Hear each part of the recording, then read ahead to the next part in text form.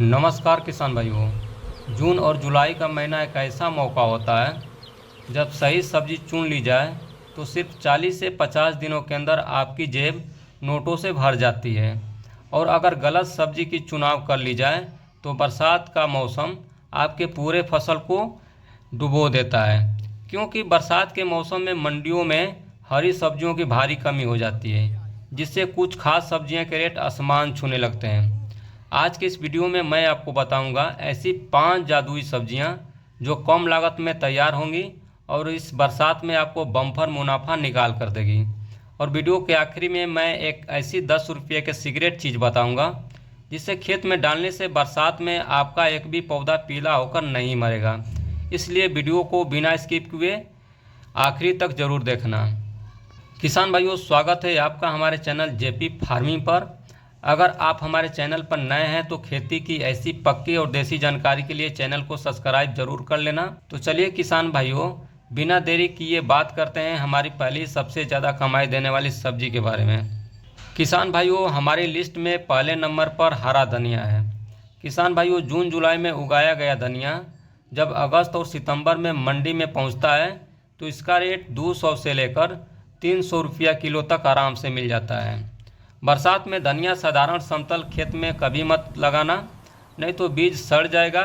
हमेशा ऊंची बेड यानी उठी हुई मेड़ बनाकर इसकी बुआई करना। बीज बोने के बाद उस पर हल्की छनी हुई सूखी गोबर खाद डाल देना ताकि तेज़ बारिश से बीज बाहर न आए।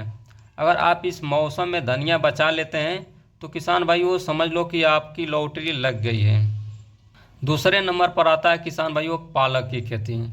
पालक एक ऐसी फसल है जो मात्र 40 से 45 दिन में पहली कटाई के लिए तैयार हो जाती है। इसकी सबसे बड़ी खासियत यह है कि एक बार बोने के बाद आप इसकी 4 से 5 बार तक कटाई आसानी से कर सकते हैं, यानी लागत एक बार और कमाई बार बार। बरसात के पालक में जड़ गलन की बीमारी बहुत तेज आती है। इससे बचने के लिए खेत में पानी रुकने मत देना, नाली बनाकर पानी को तुरंत बाहर निकाल देना। तीसरे नंबर पर किसान भाइयों आता है तीखी मिर्च।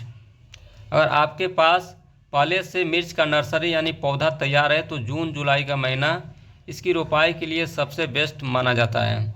बरसात के दिनों में मिर्च के पौधे में फूल और फल बहुत तेज़ी से आते हैं। बस यह ध्यान रखना होता है कि पौधों को कम से कम 2 फीट की दूरी पर लगाएं ताकि हवा का वेंटिलेशन अच्छा रहे और बीमारी न फैले। हमेशा हाइब्रिड और तीखी वैरायटी का चुनाव करें। किसान भाइयों, चौथे नंबर पर आता है हम सबकी पसंदीदा भिंडी की खेती। जून जुलाई में बोई गई भिंडी अगस्त के महीना में फल देना शुरू कर देता है। बरसात की भिंडी में पौधों की ग्रोथ बहुत तेज़ी से होती है। लाइन से लाइन की दूरी 1.5 फीट और पौधे से पौधे की दूरी 6 इंच रखें। भिंडी की लगातार तुड़ाई होती है जिससे किसान भाई के पास हर दूसरे और तीसरे दिन के बाद नगद पैसा आता रहता है। पांचवें और आखिरी नंबर पर किसान भाइयों आता है खीरा की खेती। बरसात के मौसम में सलाद की मांग कभी कम नहीं होती। जून और जुलाई में खीरे को ज़मीन पर फैलने नहीं देना, नहीं तो फल सड़ जाएगा और दाग लग जाएगा। खीरे को हमेशा मचान विधि पर चढ़ाएं। मचान पर चढ़ाने से खीरे एकदम सीधे और चमकदार और लंबे आते हैं, जिसका मंडी में सबसे टॉप भाव मिलता है। अब हम बात करते हैं उस सीक्रेट चीज़ की जो मैंने वीडियो के शुरुआत में बताई थी।